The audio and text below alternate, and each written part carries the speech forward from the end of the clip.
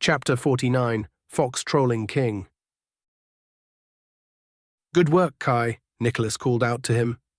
The remaining students were eyeing him as he approached his old seat. "It was nothing," he said evenly. He was frustrated with himself for showing compassion. Perhaps his family had softened him, or it had been too long since he felt any real danger from people directly. What Emily had done to him had lit a spark in him. He felt that burning anger inside. Needless to say, he wouldn't show mercy again. Both Nicholas and Andre were seated next to Kai on a bench in the back of the waiting area. Only the students who hadn't yet had their names called for the first round were present, and a few others similar to Kai who decided to stay and support their friends. Andre's first fight would be coming up soon. It was easy to tell at a glance that Nicholas was bored. The young man sat restlessly on the bench, trying to get comfortable. On the opposite side of Kai, Andre's leg bounced up and down. If he was any stronger, he might have caused the arena to shake. Their other roommate, Sean, had chosen not to fight in the tournament. It was a mystery as to why Sean had even bothered to come to the academy. He was absent most of the time and hardly trained. Letting out a sigh, he closed his eyes. The three sat there in silence, except for Andre's foot tapping the ground. Sitting and doing nothing wasn't his thing, but he wanted to show support for Andre, who had helped him quite a bit over the last year. His thoughts drifted to his family. His father's letter a few weeks ago stated he wasn't sure if he would be able to show up. Apparently the Empire was planning a huge move and incursion into the Ashbourne Kingdom in a month. How his father had received that information, Kai had no clue. As far as he remembered, his father had gone to see Garen's tournaments, but there had been no active war at that time. "And for the final match of our first years today, would Andre Belton and John Frame please join us in the arena?" the announcer called finally. "Human, Foundation level 53.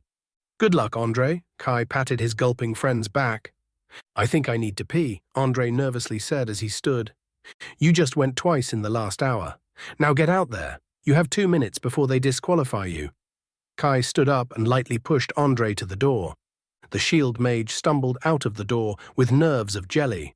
A few steps behind Andre were his opponent, decked out in brown leather armor. It covered the essential areas. Most Foundation Realm students didn't own or wear full-body armor. In John's hands was a crossbow, while 2 identical daggers hung on his sides.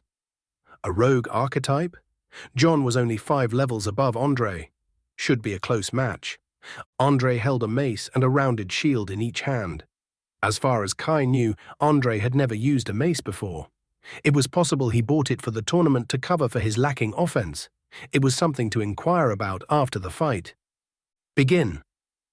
A bolt was sent at Andre as soon as the match began. Whether intentional or not, Andre appeared to flinch, causing his shield to raise slightly, blocking the bolt as it ricocheted off. Bringing his shield down, it was obvious he had lost track of his opponent as his eyes darted all around. John was silently moving closer to Andre's left side as he stayed in the shield's blind spot. Andre looked panicked for a second while he looked for his opponent. Another bolt was shot from the rogue. Kai's eyes squeezed shut when he heard Andre's cry of pain. The bolt embedded into Andre's unprotected thigh. The match wasn't off to a good start for his roommate. John darted forward to the distracted Andre. Just when Kai thought the match would end quickly, a large rectangle of transparent barrier materialized, causing the rogue to smash into it hard. The barrier seemed to shift from a transparent silver to a transparent light blue immediately after contact. Recovering quickly, John slashed at the barrier. Almost like a membrane, the barriers parted for the dagger, but started healing the damage only a moment later. On the opposite side of the barrier, Andre lunged forward, his mace overhead, smashing towards the rogue. "Look at that!" Nicholas yelled. Andre's mace had gone through the barrier on the other side, as if there was no resistance. Unprepared, the rogue only barely managed to dodge out of the way. Pulling his mace back through the barrier, it shifted colors again back to silver. Black shadows of smoke began to come off the rogue's body and daggers, almost as if they were on fire. The vicinity near him turned darker as the haze of smoke filled the area. Striking back, his daggers slashed at the barrier, blocking the way. Each strike seemed to tear at the wall of energy. Dense black wisps of smoke clung to the barrier as it slowly recovered. Turning light blue again, Andrei struck from the other side, but this time his ploy was easily seen through as the rogue tried to back off immediately. Only a silver barrier came up right behind the retreating rogue, stopping him as he stepped back into it. Kai was certain Andrei had him until the rogue erupted into smoke. A trail of smoke moved to the side, quickly forming into the shape of a humanoid on the other side of Andrei. There was a flurry of movement as Andrei knocked away dagger strike after dagger strike right before they could find purchase. Although Andrei was well prepared in his metal armor, there were still vulnerabilities all over that the rogue aimed for. The next few minutes became a battle of attrition. As Andrei tried to defend himself from the quickly moving rogue that shifted around him looking for weaknesses. Andrei could do nothing to trap the evasive rogue. Every opportunity to trap him failed as the rogue just dispersed away. 8 minutes into the match, Andrei surprised everyone by surrendering. Having to form so many barriers and repairing them must have taken its toll on the shield mage, causing him to run out of mana. The audience clapped and cheered as the two combatants made their way back to the waiting area. People appreciated the back and forth between the contestants, which made for a nail-biting fight in the last match of the first round. Walking into the room, Andrei looked crestfallen. He said nothing as he slumped into the seat from earlier. The rapid rise and fall of his chest gave away his exhaustion in the intense match, despite his lack of movement. Though Andrei had shown his capabilities, his opponent had simply turned out to be a bad matchup for him. "Your Majesty," a finely dressed servant called out, grabbing the attention of what was arguably the most powerful individual in the Ashbourne kingdom. His collared shirt was impeccably neat.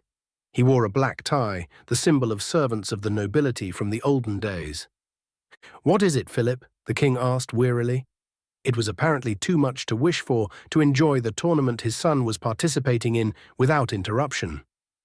"It's happened again. Captain Nikita just reported the palace pantry was cleared out once again." The king gave a sigh. At his age, every issue or problem that kept popping up felt like it would take him to an early grave. While this might have been perhaps the most harmless issue he has had to deal with since the war began, it was without a doubt the most mysterious. "What about the hidden pantry?" the king raised. They had stored most of the food in a second hidden pantry. Philip, his faithful servant, shook his head. "Can someone please tell me how someone is stealing food from the palace's pantry once a month for 5 months straight now?" The question was asked clearly to all of his subjects inside the arena's royal booth. There was nothing, only silence, as no one responded after 10 seconds. The king snorted. He hadn't expected a response. For 5 months, the palace had been plagued by a thief who stole not riches or gold, but instead food. Over 25 years ago, something similar happened. A lot of food-related problems had cropped up, with all indications pointing to a woman and a fox, though no substantial proof had ever been found. And the woman was not one to trifle with. Without said proof, he could not justify sending his best soldiers after a citizen of the kingdom. Not that he expected them to be capable of apprehending her or even killing her. There were both cries of sorrow and joy when the woman and her fox left the capital. Joy for those who had been plagued by their antics, and sorrow for losing such loyal customers.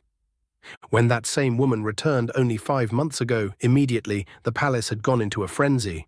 Royal guards had been tasked with secretly surveilling her and the family with whom she came. The palace had been on the edge of a cliff, waiting for something to occur.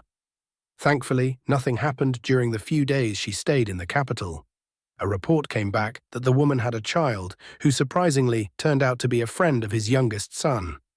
After the connection had been found, an investigation had been warranted into the student Kaismo. The report came back describing the young man as a talented warrior using a rare type of magic. Nothing too unusual. His brother happened to be a former champion of the same tournament when he attended the academy but possessed no fox during his stay. Kaismo's fox, Akane, was notorious around the academy and food venues nearby for her obscene gluttony and being a loyal customer. Nothing of note had happened that would be a cause of concern during their time in the capital to keep the two under the radar. When the investigators tried to trace their origins to a Kitsune village, as written down during his application when joining the academy, nothing could be found. It was as if such a village didn't exist. And yet they had used the truth-telling orb during their application to the academy. A boy of a meager Foundation realm could not fool an extremely powerful and rare object like that. The first time the food went missing, it had only been 1 week since that woman had left the capital, and yet it had been just like 25 years ago. With the woman and the fox missing from the capital, the prime suspects were Kaismo and Akane, purely by association. They were placed under secret surveillance following the incident. Of course, an investigation had taken place, an investigation that had proved futile. It was as if the food had never existed. No traitor or internal thief had been identified. The second time the incident occurred, it was again investigated. Nothing was found. The person surveilling Kaismo and the fox reported they had both never left his sight at all on the day of the theft. Strangely, there was a post-note on the report claiming that sometime after the theft of the food had occurred, the surveilling person noted that the fox had looked towards the area where he was hiding and had a cheeky grin. The advisors clamored to bring Kaismo in for interrogation, but that notion was dismissed outright when the king remembered whose child he was. As a result of the theft, guards were posted outside the room, around the clock. Security enchantments were placed around the room. They would prevent teleportation and alert them to anyone who entered. But again, a month later, the replaced food vanished. It was baffling. The surveilling team reported that during the time of the third theft, Kaismo and Akane were out on the training field, with the former training his sword skills. Approximately 15 minutes after the theft had occurred, the fox had oddly let out a belch so loud that everyone within 300 meters heard it. The king personally hired a famous enchanter from off-world to strengthen the palace's enchantments and more specifically the pantry. It was a chilling thought when the king realized the pantry was as well protected as his own bedroom, but still the food went missing, almost like clockwork. And now, during the tournament, the food had gone missing again, even though they switched rooms to hide it. The king's head hung tiredly for a moment before he returned it to proper posture. Although he was sure no one would fault him for having bad posture at his age, his last solution was to buy storage ring for his cooking staff so they could hold the food products on their person. Somehow, he still felt that whatever deity was stealing their food would still manage to find a way. But that wasn't even the worst issue plaguing him at this time. Not even the war was giving him as much grief as his children. Specifically, his 2 children sitting next to him. To his right, his oldest, the first prince and heir to the Ashbourne kingdom, sat, slouching like the lazy shit he was. Charismatic and refined, Ezekiel could talk to anyone, but when it came to personal power, the boy had to be carried to his realm of power. And now he was on the other side, aging visibly just like him. He had long doubted his choice in making Ezekiel his heir, but the decision had been made so long ago in simpler times. On the opposite side was his third oldest, Samuel, the third prince of the Ashbourne kingdom. A man of action, despite having strength that nearly rivaled his own, Samuel had never shown any disobedience until recently.